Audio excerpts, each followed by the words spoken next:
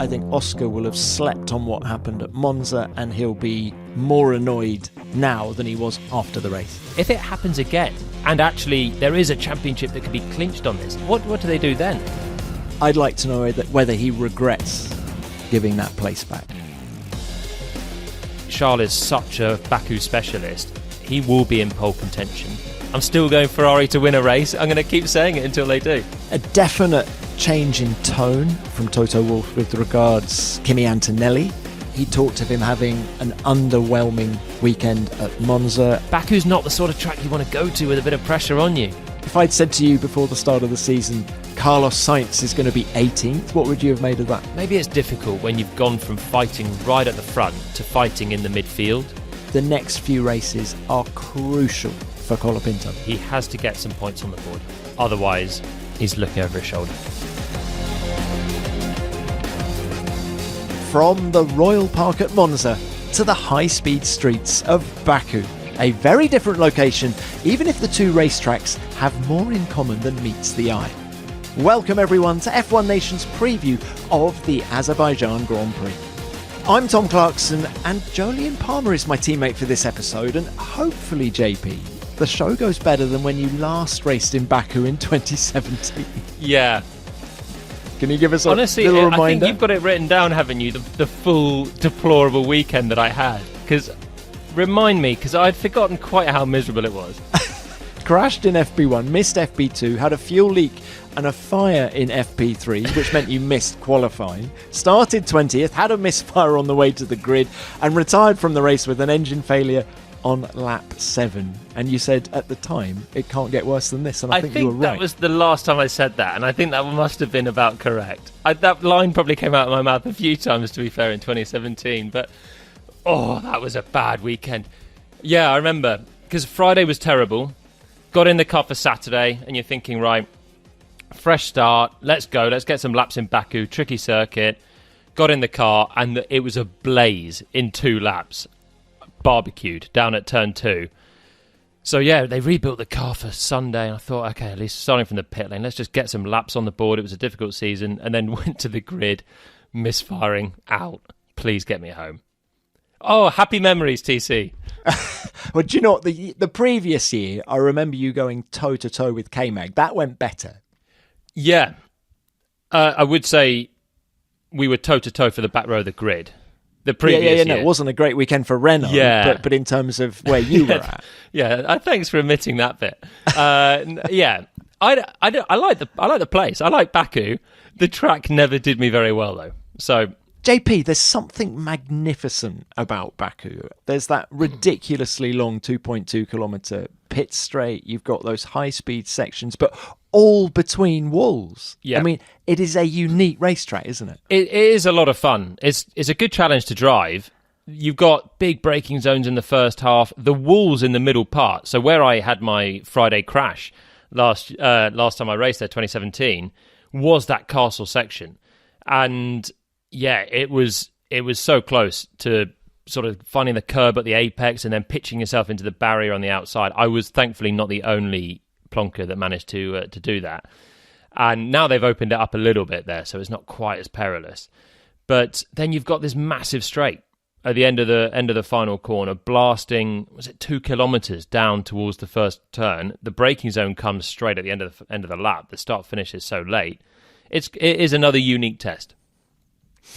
Well, Azerbaijan is known as the land of fire. So let's start by talking about McLaren. Oh, we're not going to talk anymore about my fiery 2017 car. Proved it. An 8th 1-2 of the season will guarantee the team a second consecutive Constructors' Championship with 7 races still to go, unbelievably. But let's talk about how they're handling the Drivers' Championship battle. You do want to box the other car first? Yeah, we'll do that. We'll swap it round, so stay out. Well, only if he doesn't undercut, otherwise I'll box first. There will be no undercut. What's going on with Lando Norris? The slow stop has cost Lando Norris track position. Through goes Oscar Piastri. Oscar, this is a bit like Hungary last year. We pitted in this order for team reasons. Please let Lando pass, then you're free to race. We said that a slow pit stop was part of racing. I don't really get what's changed here. Team order issued. Team order listened to. Lando Norris restored to second place. Team principal Andrea Stella spoke to us after that awkward moment at the Italian Grand Prix. One thing he said that was particularly interesting was about how McLaren have learned lessons from the past. We have studied what has happened in the history of Formula One. It would have been, I think, naive not to take into account the lessons learned, even if it involved other people. And that's what we have used to create our principles, in addition to just bringing our own way, our own values to go racing. Now, JP, McLaren are committed to those principles, and you wrote a piece on the F1 website about McLaren, posing the question, when should a team interfere and when is it just plain bad luck? What were your conclusions? I didn't love the outcome of Monza. I mean, either way, it wasn't great, was it? Because you've got, firstly, the driver for second and third that deserved to be second, actually going to end up in third with the bad pit stop. And that was going to be Lando, who had the bad luck in Zandvoort already. So it felt like it was a real crushing blow when he had the pit stop. But the big decision was to reverse that. And to me and to DC in the commentary box at the time, it just didn't feel like it was the right decision for the team to sort of interfere, manipulate the result between two drivers that are going for the championship. And I think that's the interesting thing is there only one of those guys will win the championship. So to actually have to give up a position that you've lucked into if you're Oscar in that position, but he's had bad luck go against him. Lando's, we talked about luck a lot in the last few weeks on this podcast, and it goes both ways. But for the team to override that, I think, was a bit of a tricky precedent. And there's still 8 races to go. So I think the drivers did the right thing to adhere to the team. I don't think if you're Oscar, you could have possibly ignored the team because, there's too much still riding on it. There's 8 races. You don't want to alienate yourself. But for the team to interfere, I can understand all the logic for it. They were sequencing the pit stops. They felt that they'd given Lando an unlucky break, which they had with the slow pit stop. But to actually bring that result back to what they think it should be is a difficult precedent because these things will happen again. You say the drivers did the right thing. Had it been for the win? Would have been interesting. I don't know if they would have swapped. I think probably because of the way that McLaren have got the team, Oscar still would have done. I think he would have done. But then you're looking at a 14-point swing. So as it was second and third, it's a 6-point swing, 3 points plus or minus. And it's a little bit more palatable. 31 points is still very much balls in Oscar's court. But yeah, there's so many questions. If this thing happened in Abu Dhabi, TC, if it happens again, and actually there is a championship that could be clinched on this, what do they do then? There's a lot more questions than we have answers at the moment. Well, I'd love to know what Oscar Piastri is thinking today, the Monday before the Baku Grand Prix. He's had a week to think about it. I'd like to know whether he regrets giving that place back. It's a tricky one. I don't think he can regret it. I think he has to be clear in his mind that actually he was the second best McLaren driver in Monza. He didn't get lucky, but he deserved to finish behind Lando in terms of his driving merit. But then the problem is, then what him and probably his management, his entourage will be thinking is, well, hang on. In Budapest, we got unlucky. Lando got put on the better strategy. Oscar was a long way ahead of him with George Russell in the way as a big buffer. And yet suddenly they get to the last stint of the race and Lando's winning. Oscar's second. Oscar was the lead driver by far. And yet they didn't get the reversal in that final stint for a Lando pit stop. So Oscar wins and Lando's second, which is where their driving skill would have merited on that day. And that was for a win. So I think, for his mindset, he has to try and blank it out and think about Baku. But there must be some moments where he thinks, well, hang on, there's been a few times now where he's not had that reversal. I think there are going to be ramifications. I think McLaren have created a problem. I mean, who deems what's fair? If in Baku this weekend, Lando does a 1.8 second stop and Oscar does a 2.8 second stop, is that unfair on Oscar? I'm exaggerating the point, But where do you draw the line? McLaren seems so intent on not interfering, but yet they've interfered now to help Lando with a 3-point swing. I wonder also if they would have done the same decision had Zandvoort not happened. If the gap wasn't at 34 points, if Lando hadn't have been unlucky in Zandvoort to lose the points, would they have acted so quickly to reverse that one in Monza? I'm not sure. And you can certainly point at a few things for Oscar where he's been unlucky and it's not been turned around. Even the Silverstone penalty, which I think was, I still personally think was a harsh one, where he actually asked for it to be turned around if McLaren thought it was harsh. You can guarantee if it was his penalty and Max is going to win, they would have thought it was harsh. But because Lando won, that was fine. And at the time, it felt like the right decision from McLaren as well. But I guess the question is, how do they manage this moving forward? Because what's done in Monza is done. It's 31 points. Again, Lando, I think, deserved to narrow the gap. It's only 3 points. It's not a massive one for Oscar. But you just feel like, as you say, there's going to be times where a slow pit stop happens again, a bit of mismanagement happens again, maybe a bad strategy, maybe something where a driver will lose out some points. And how do they manage to resolve it again? I think they're overcomplicating it. I think all that is expected of a race team is to give their drivers the same technical opportunity. You've got to turn up with the same bits on both cars at every Grand Prix. After that, go for your life. You know, McLaren got themselves into trouble at Monza because they were being greedy with the strategy. They were staying out for as long as possible in the hope of a safety car, and then that brought them into the clutches of Charles Leclerc. They were being greedy. I think when you have such an advantage in the Constructors' Championship, then I don't think you need to be so greedy. I think you now just have to focus on giving both drivers an equal opportunity, and if that means not focusing on a win, so be it. If Max Verstappen's up the road and the only way you can beat him is with a safety car by staying out long, I think you sacrifice that to ensure that you don't give one driver an advantage over the other strategically. And that's what we've seen already this year is the two sides of the garage going up against each other strategically, which was Budapest in the end. Do you remember Austria?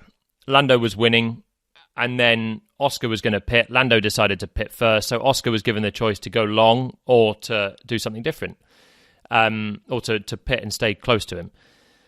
He went longer. We never saw them interact again in the race. But even in Spa, you had Oscar pit. The next lap, Lando pits, and they go for the hard tyre just to try something different to throw at Oscar.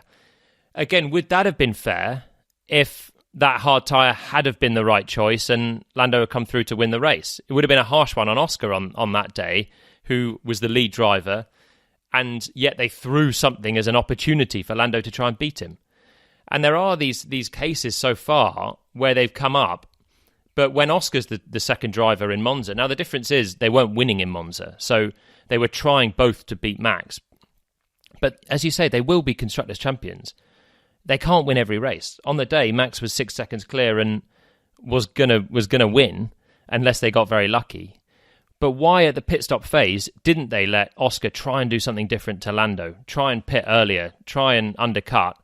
Instead, they managed it, which was perfect for Lando, who was given the assurance that he wasn't going to be undercut.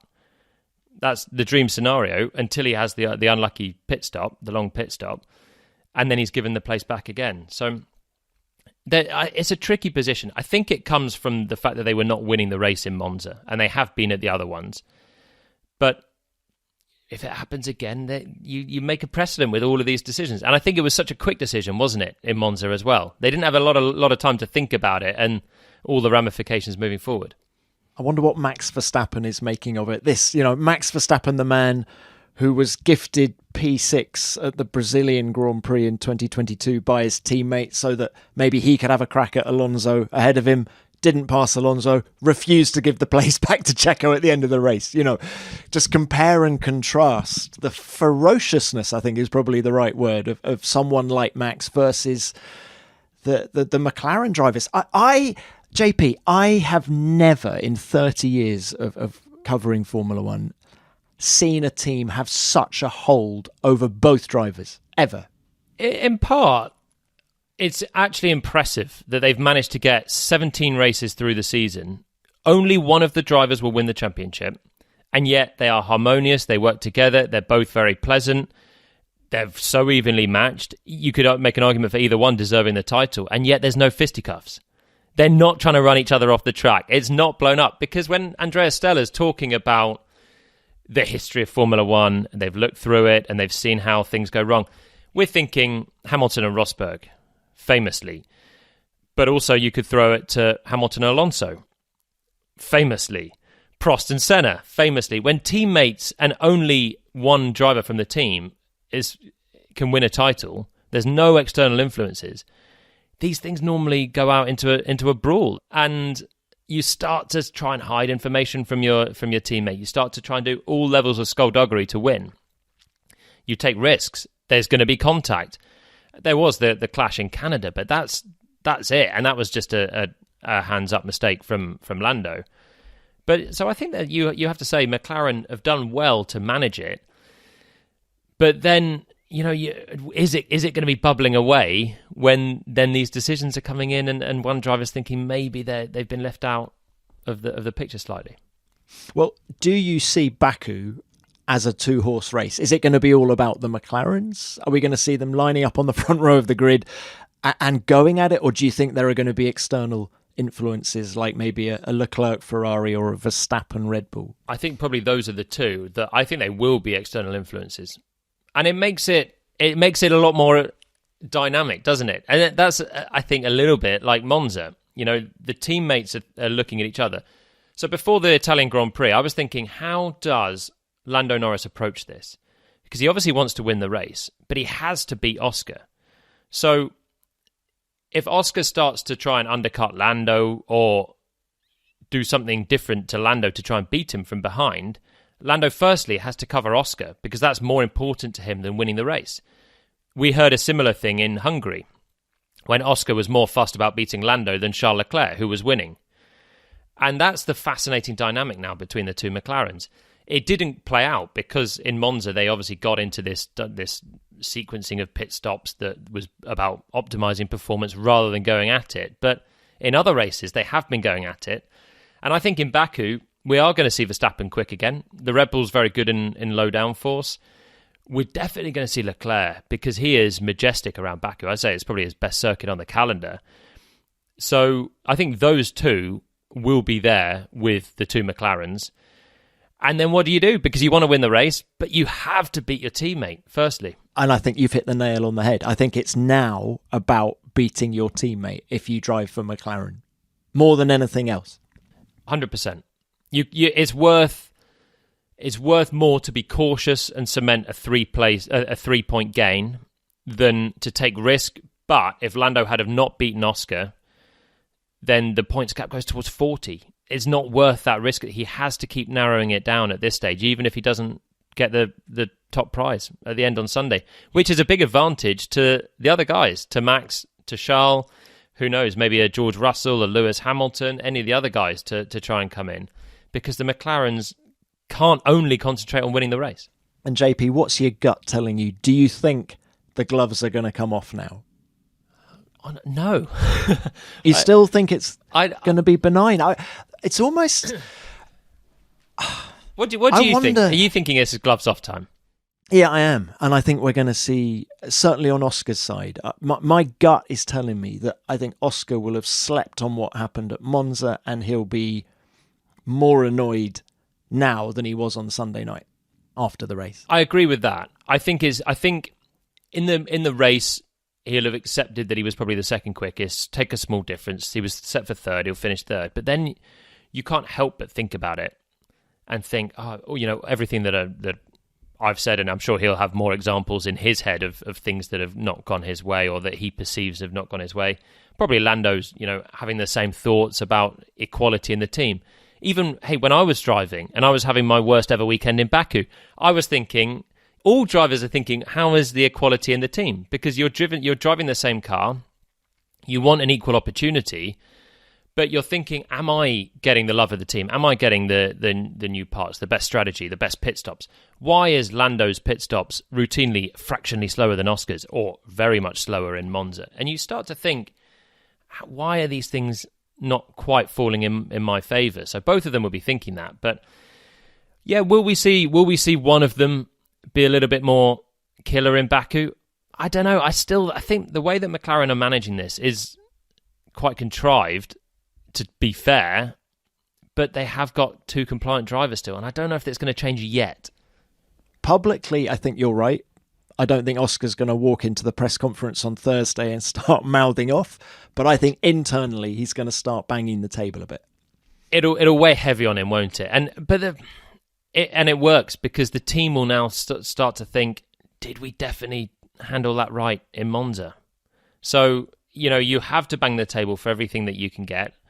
And hey, I don't know if this is going to be the one where it really comes to fruition, but at some point this year, it just has to, because of the history of the Formula One title battles. Surely something has to give.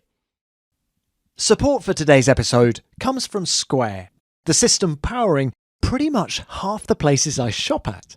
If you've ever tapped to pay and thought, that was fast, it was probably Square. Whether you're selling coffee, cutting hair, or running a homemade craft stand, Square can help you run your business without running yourself into the ground, because having access to the right tools is what makes all the difference. And right now, listeners can get up to $200 off Square hardware when you sign up at square.com/go/F1 Nation. That's SQUARE.com/go/F1 Nation. Square isn't just fast, it's smart and reliable. It accepts every payment method: one tap, chip and pin, Apple Pay, and even online purchases. You can track your sales and inventory in real time, and Square's slick banking system means you can even get immediate access to your earnings. No contracts, no hidden fees, no complicated installs, just tools that are built to help you run your business with ease. I love it when I spot a business using Square, because I know as a customer I'm getting fuss-free service. And if they've got one of their loyalty schemes in place, that's even better. It's a surefire way to keep me coming back for more. If you're starting a business or running one that deserves better tools, Square helps you sell, manage, and grow without slowing down. Right now, you can get up to $200 off Square hardware at square.com/go/F1 Nation. That's SQUARE.com/go/F1 Nation. Run your business smarter with Square. Get started today.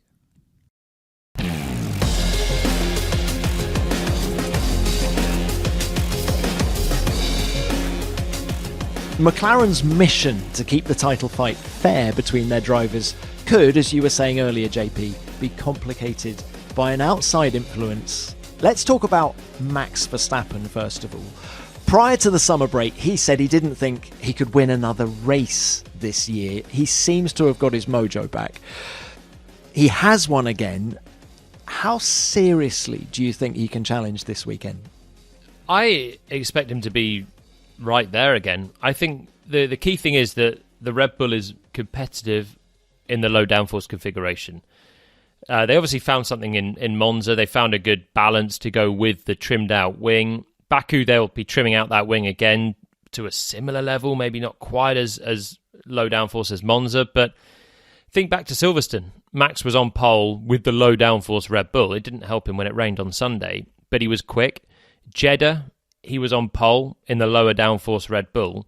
So any time where you start taking the downforce off, even the Spa sprint, he didn't take pole, but he won the sprint because he likes that car in that configuration. He can hustle it round. He doesn't mind the floaty feeling. He gains on the straights and doesn't lose so much in the corners, basically. It's not one of his best circuits historically, but I still think with the way he's going and the way that Red Bull are, he'll be a threat. I mean, he was out-qualified by Checo Perez last year for the first time in 2024. Yeah. So it would suggest it's not one of his best circuits. Do you worry about the bumps in Baku? That's something that's held that car back historically. I think they've got a much better handle on the bumps now, though, as well. So, I mean, you need to be able to hop over curbs as much as the bumps as well. There are some big braking zones. But I don't think in Baku it's actually so bad now. It's been smoothed out quite a lot. It's not horrendously bumpy like a Monaco or a Singapore. It's, curb riding certainly plays its part, but it also does in Monza, to be honest, as well, where the car was good hopping over the curbs at low speed, and that's what they'll be doing in Baku. So this was also Perez's best track by far, I'd say, Baku. He was always very, very fast. It was one of his good wins as well in the past. So maybe we'll give Checo that. Checo, short radius corners. That's what everyone said to me. Brilliant at short radius corners. What about Max?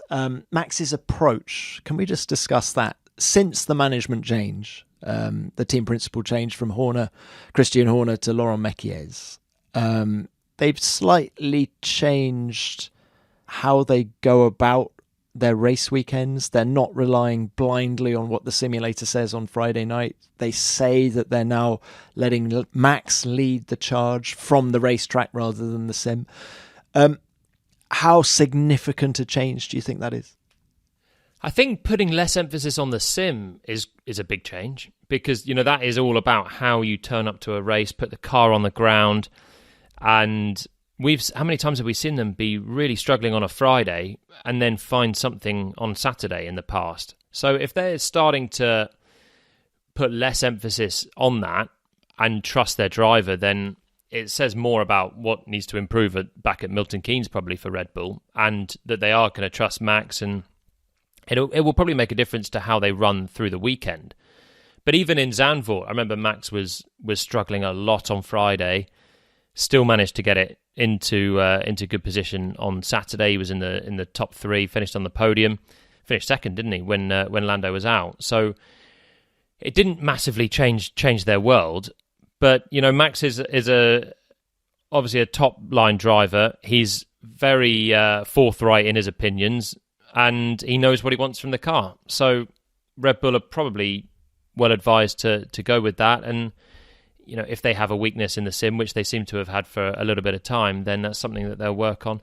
I haven't noticed a massive change. I know that's something that's been going on behind the scenes, but in terms of the bullish approach from Max on track, we saw it 100% once again in Monza, going through the first chicane, trying everything to hold back Lando at the start. He then gave up the position, but then the move was really well executed when he then did pass Lando again. I'm still seeing that ruthlessness from him on track. I still think the team hasn't done a massive change in direction in the short term. What do you think from what you've seen? I think I agree with you. Do you see that Max has been to the Nürburgring? I have seen this since Monza. He's been. There's no such thing as a weekend off for that guy, is there? I've never met anyone who loves driving quite as much as Max Verstappen. He was getting a license so that he can do a GT3 race later in the month around the Nordschleife. But weekend off, head up. Into the mountains. He's not got a leg to stand on when the Formula One calendar gets bigger and bigger, has he? Because he goes racing when he's not racing. He races in the night. When he's racing in the day, he'll jump on the sim sometimes. He lives for racing. It's something else. I wouldn't have been doing that when I was driving. Funnily, if it's a generational thing, JP, because Gabriel Bortoleto was on Beyond the Grid recently and saying, on the Sunday night of a Grand Prix, he was talking specifically about Zandvoort. On the Sunday night, he goes home having raced a Grand Prix and then will sit on the sim and do however many laps on the sim of Zandvoort, just sort of honing the car, learning extra information that he'd gathered over the weekend. Fair play. These guys don't stop. Fair play. I can't keep up with that.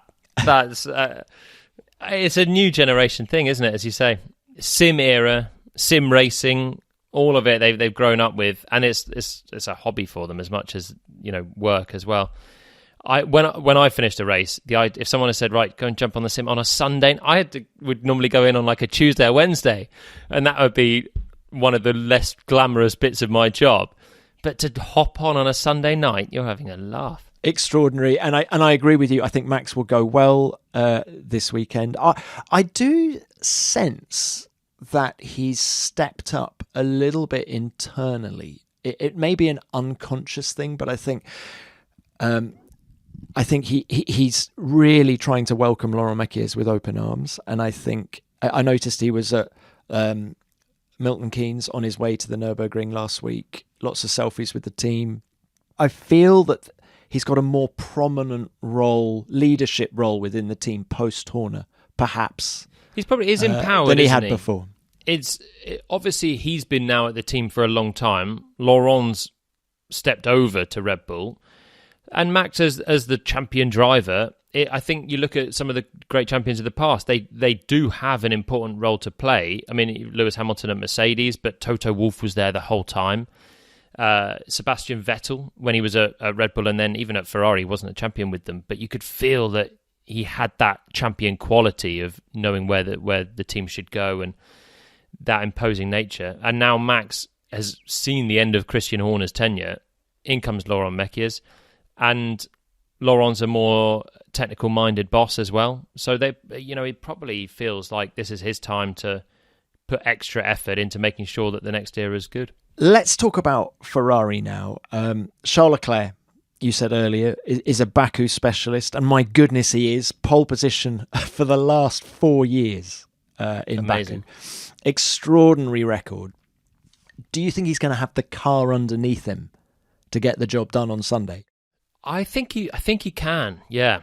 I still think that Ferrari, I feel like they've underperformed a little bit recently for their car.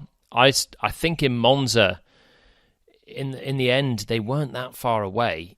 I know Charles struggled in the early part of the race and was overtaken by Oscar, having had the dice with him at the start. But they were super low downforce then, and there's probably a better compromise to be had. And Baku, they'll probably find it because it's a slightly different track where you need a bit more cornering. But there's certain races where I think they've been right in contention and not quite landed it, whether it's driver mistakes, whether it's team mistakes. And because I think Charles is such a Baku specialist, he will be in pole contention. This is the sort of circuit where he just delivers the laps. And there's been a few. Monza, I thought probably they had a little bit more in the locker, but didn't find it on that final run. He was second after the first run of Q3 and then dropped back. Race pace, it's not as good as quali pace, but if he starts at the front, I think I'm still going with it. I'm still going Ferrari to win a race, and I'm going to keep saying it until they do. I also think Singapore, by the way, will be their chance. I think this run of 3 races, Monza's been and gone, missed opportunity. Baku, brilliant opportunity, more for Charles because of his Baku specialist nature. But then Singapore as well, for both of their drivers, really good form, and the car will be good. So this is their run. All right, what about Mercedes? They're 20 points back on Ferrari in the Constructors' Championship. A definite change in tone after the Monza Grand Prix from Toto Wolff with regards Kimi Antonelli. He talked of him having an underwhelming weekend at Monza and that in Baku he has to have a clean weekend. Be interesting to see how 19-year-old Kimi will deal with that. What did you think of that remark from Toto? Because he's been very much arm round him until that moment, hasn't he? I was quite taken aback. I was surprised, actually, because his every comment with regards to Kimi Antonelli this year has been, this is a building year, all about getting experience. We're going to learn from our mistakes. So I think they want to announce their driver lineup for 2026, and they're trying to wait for the right moment, and they don't want to do it after a run of bad races, which he's had. So they've had enough of the carrot, and now they just do a little wave of the stick now and see if he can get a good one on the board and confirm. I also personally thought he didn't have such a terrible weekend in Monza. He, looking at qualifying pace, which is the first benchmark of how just naturally fast a driver is, he was half a tenth off George. He was closer to George Russell than Lewis was the year before. He went off in Friday practice in FP2 early on, so he did that making up for lost time. Now, that in itself is its own concern because he did the same in Zandvoort. So that's partly one of Toto's comments, is he has to have a clean weekend. And if he'd have done 3 free practices in Zandvoort and in Monza, who knows, maybe he'd have out-qualified George at the end. But in terms of his pace, it was his best showing since Miami. So that was really encouraging. He got a lousy start fell down into the mid pack, 10th, 11th, and came back, not massively with aplomb, and so that's where the gap opened up between him and George Russell. But I think George is driving at such a high level. Kimi's still 19. I think the fact that his pace was much more on a par, he qualified 6th. If he gets a better start, I think he's probably going to finish there as well. I thought it was better, but that's why I was also surprised that that was the moment where Toto sort of came out a little bit more, putting the pressure on. And Baku's not the sort of track you want to go to with a bit of pressure on you. It's a much more difficult racetrack, isn't it? I mean, Monza actually is quite a simple racetrack in a Formula One car, isn't it? Yeah, I think it's layout-wise. Yeah, I think it's the simplest. You basically have 6 corners to deal with. Low downforce makes it slightly harder, but a couple of chicanes, a couple of Lesmos, Ascari and Parabolica, and you're booming round to the end of the lap. Baku is complex because you've got those long straights, big braking zones similar to Monza, but then the middle sector, if you make a mistake like he's had in Zandvoort or Monza, that will be tearing off 2 corners of the car in Baku. Even worse in Singapore next time out as well. And then I actually, as a driver, I hated the run out of the final corner because I feel like that is just down to, please let me come around turn 16, the final proper corner, and find a car to get a slipstream, because it could be half a second on the run to the line. But if there's no one there, you can just lose all that time and someone can basically get a really lucky run to the flag. But it's still something that's there for the drivers. Corner exits are going to be key. One thing I have been surprised about with Kimi is his qualifying pace. I know you say, yes, he was closer to George in Monza, but 15-1 is the head-to-head between those two drivers. And drivers can get more consistent, but the raw pace is normally there from the outset. So I was expecting Kimi to put it over George in qualifying more than he has. That's almost my biggest concern with Kimi, actually, is that I thought he would quite simply be faster on a Saturday. But I think that's why I was more encouraged by Monza, because he was quicker. And even if he'd put in a better weekend, but he was 2 tenths away from George still. I'd rather he was half a tenth away from George, or pretty much matching George, and then making some mistakes here or there, because the pace is the hardest thing to find. So a couple of things. He has statistically been getting further away from George as the season's gone on. So if you take the first 5 races, then the next 5, and then the next 5, up until Monza, that gap has been widening, which is obviously not what you'd expect from a 18-year-old rookie. You'd think that he'd be working it out and getting closer. Still think George is driving at a really high level, but Kimi has lost his way a little bit, and he's lost the confidence. He's no longer driving purely on instinct, and when he does, he's then finding himself in the gravel as well. So he's I feel like he's missing some laps, some reps, some rhythm in his driving, and then he's feeling the pressure as well, which isn't helping. And it also makes me think, why were we necessarily thinking an 18-year-old rookie was going to come in and do better than he's doing? Because of the hype. 2 words. Max Verstappen. Max Verstappen has distorted what we expect of teenagers now. Okay. Max Verstappen came in alongside rookie Carlos Sainz. If you put Kimi in alongside rookie Isaac Hadjar, it would be a lot closer than you think. We'd be thinking, wow, the 18-year-old has got some amazing results. He's made some bloopers. It wouldn't be as drastic.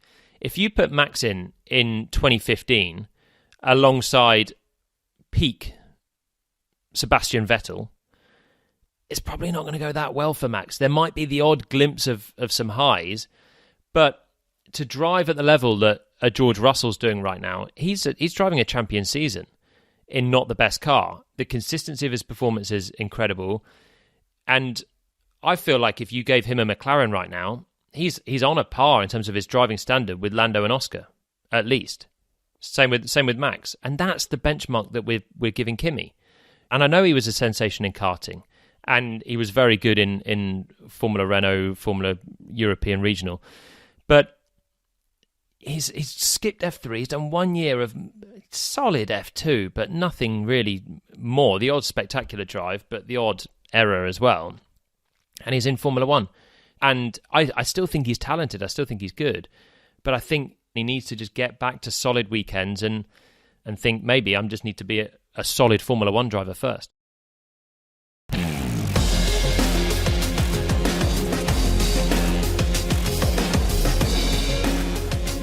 Well, JP, that's all the big hitters for Baku. Can we look at the bottom end of the championship order now? Because it makes interesting reading. The bottom three in the Drivers' Championship at the minute are Carlos Sainz, 18th. Carlos Sainz! Yuki Tsunoda, 19th in a Red Bull. And Franco Colapinto, 20th. OK, he missed the first 6 races of the season. Are you surprised that it's those three? If I'd said to you before the start of the season, we're going to be going with 8 races to go and Carlos Sainz is going to be 18th, what would you have made of that? If you'd told me that, I'd have said Williams are having a horrible season. But they're not, are they? They're actually having a really good season for them. So it says a lot about Alex Albon's ability and results at the moment. I don't think 18th is a fair representation of where Carlos has been in terms of his performance, but you know the facts are the facts, and he hasn't got the points on the board. And I feel like he's just getting involved in too many incidents as well. And I know he just had his penalty overturned from Zandvoort, which I think was the right decision. But the fact is, he still had the collision, and even if this is no longer his fault, he still lost points on the day. They were fighting for 7th, him and Liam Lawson. He was hanging it halfway around the outside of Liam. Maybe you could say it's Lawson's fault. Maybe you could say it's a racing incident. It doesn't even matter. That's points lost for him. And the same in Monza. He went around the outside of Ollie Behrman. They had the collision. Behrman kept his nose in at the apex. The stewards gave Behrman the penalty. Personally, I think that's harsh.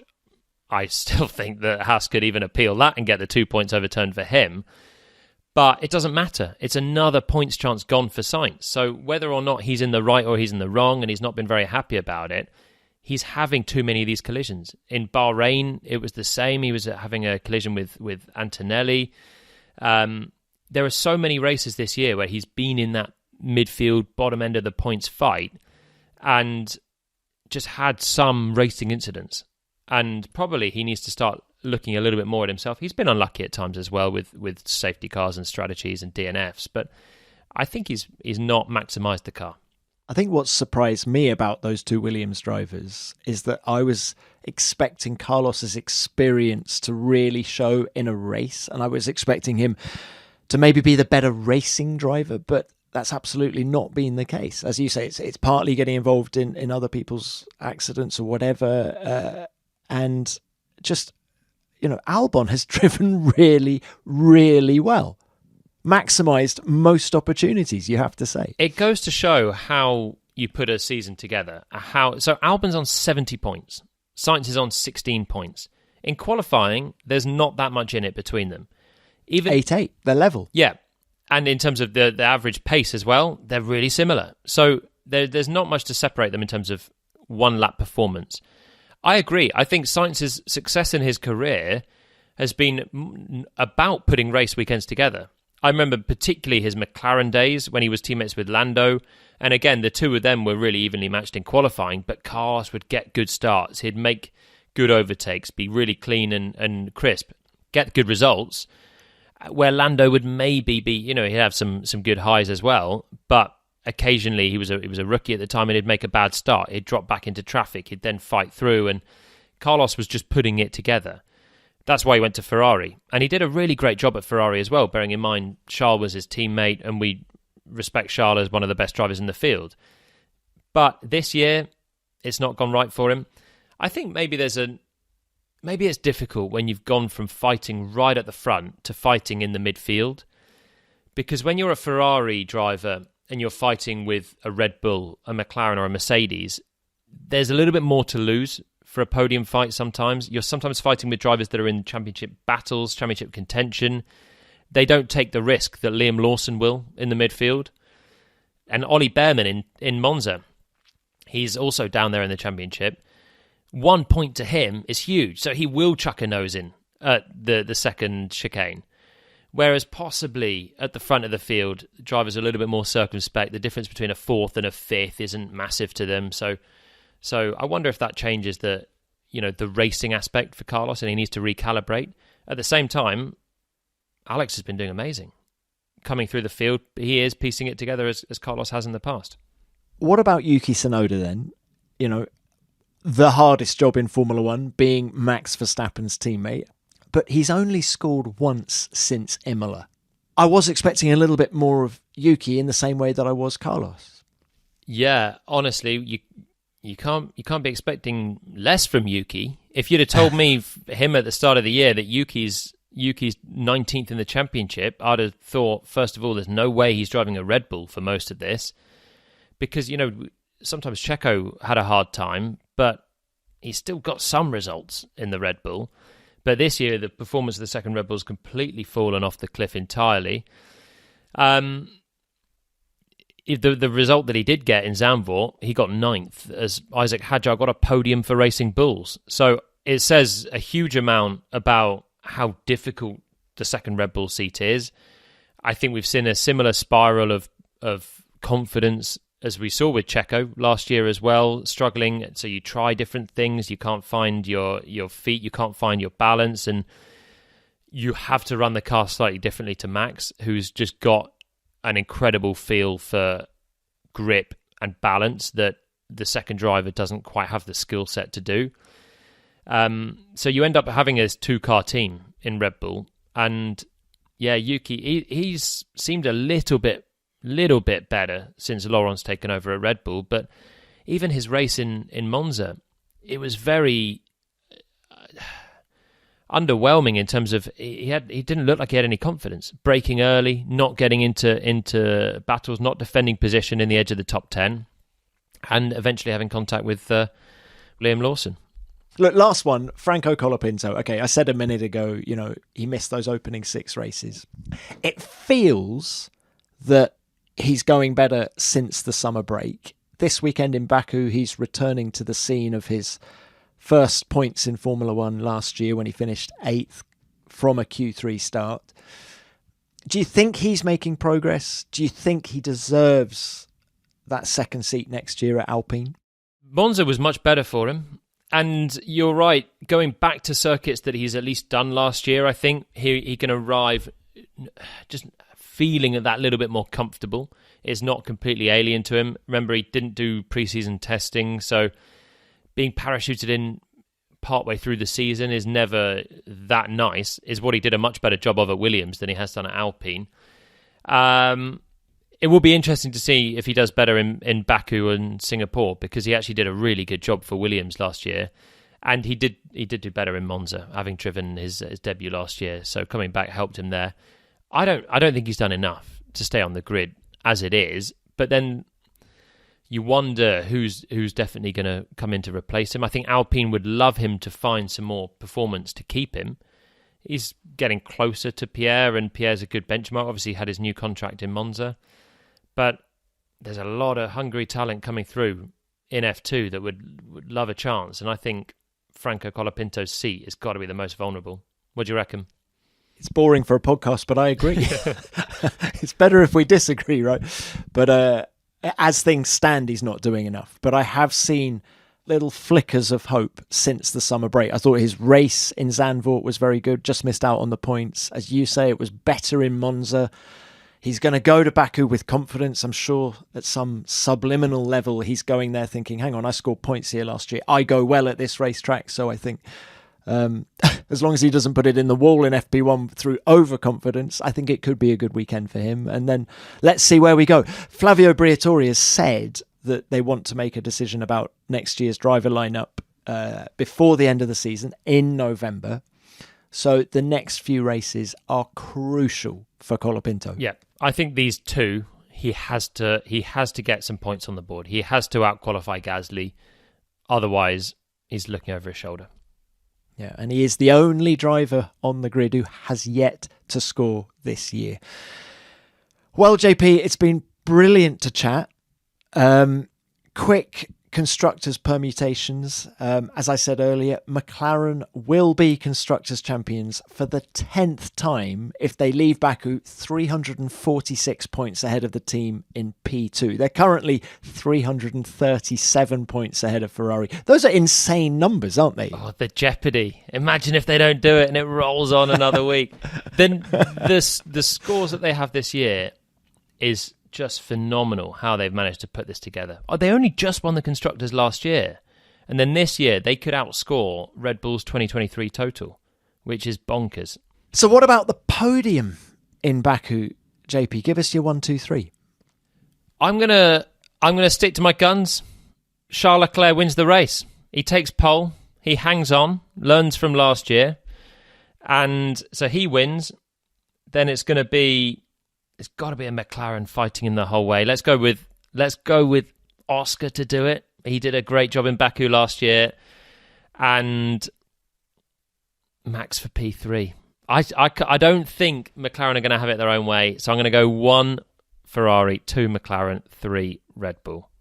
I know Oscar was brilliant last year in Baku, and that overtake on Charles Leclerc was one of the best, and then he had Leclerc on his gearbox for the rest of the race. All of that was sublime, but I thought Lando Norris had a very good race from P15 on the grid as well. Let's not overlook that. Hey, it was a spectacular recovery, wasn't it? Kept him in the hunt. Well, I'm going to go for a Verstappen win, and then the 2 McLarens. In which order? Depends who has the slowest stop. Boom. You said it. Look, any outliers, any surprises? Do you think Hadjar could go and lay a surprise? Or I think Williams will go well again. So, having spoken about Sainz being 18th in the championship, he'll have a great chance to score, and Albon as well. Their lower downforce package is pretty good. So, maybe in a chaotic race, this is a chance for Williams, if they can sort out qualifying, to get right in amongst the Ferraris and the Mercedes. You know, they would have done that in Monza had they not qualified so badly. Albon's race pace was the same as Hamilton, similar to Russell.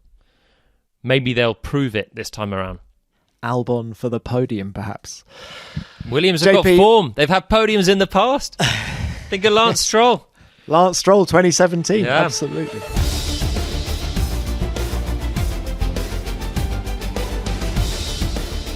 JP, great to chat to you. Thank you very much for your time. One more thing before I go to people listening. This week's F1 Beyond the Grid is with Cadillac team principal Graham Loudon. That's out on Wednesday, and he gave great insight into the team's preparations ahead of its first race in just 6 months' time. Melbourne 2026 is only 6 months away. And as for F1 Nation, we will of course be back next week with our review of the race in Baku. Please follow or subscribe so you don't miss that. But for now, thanks very much for listening. F1 Nation is produced by Formula One and Audio Boom Studios.